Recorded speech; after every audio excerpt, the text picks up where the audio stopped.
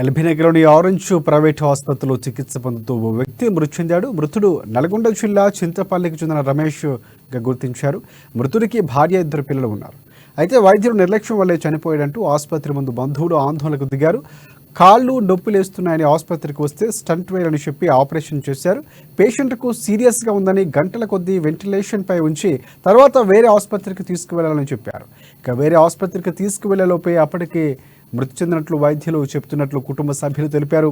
ఆసుపత్రికి నడుచుకుంటూ వచ్చిన వ్యక్తిని ఆసుపత్రి వైద్యులు వచ్చి రాని వైద్యం చేసి చంపేశారంటూ కూడా ఆరోపిస్తున్నారు కుటుంబ సభ్యులు, బంధువులు.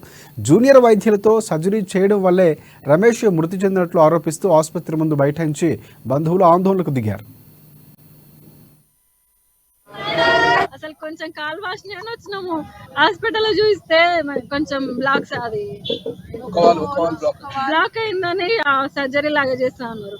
నైట్ మంచిగా ఇడ్లీ తినిపించిన, మంచిగా మాట్లాడిండు. పొద్దున కూడా తనే తిన్నాడంటే ఇడ్లీ. మేము వచ్చేసరికి ఆపరేషన్ థియేటర్లకు తీసుకుపోయారు. 5 గంటల సేపు ఇంకా చేస్తున్నా అని ఇప్పుడేమి ఇట్లా తీసి అప్పగించారు మాకు. మా పిల్లలు నేనేమైపోవాలి ఇప్పుడు?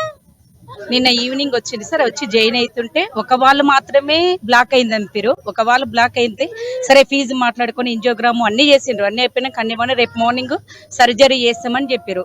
నైట్ ఇడ్లీ తిన్నాడు, బాగున్నాడు. మార్నింగ్ కూడా 9 o'clock తను థియేటర్లకు వెళ్లే ముందు కూడా తను వాక్ చేసుకొని ఇడ్లీ తిన్న తర్వాత తను నడుచుకుంటూనే వెళ్ళిండు. ఆ తర్వాత కూడా మరి ఆపరేషన్ అవుతుంటే వితిన్ 1 hour వాళ్ళు చెప్పాలి, కానీ ఎలాంటి మెసేజ్ ఇవ్వలేదు. ఇక్కడ నుంచి ఏమైంది, 1 hour అయింది, 2 hours అయింది, ఏమైంది అని అడిగితే చెప్తామని ఎవరు ఎలాంటి చెప్పలేదు.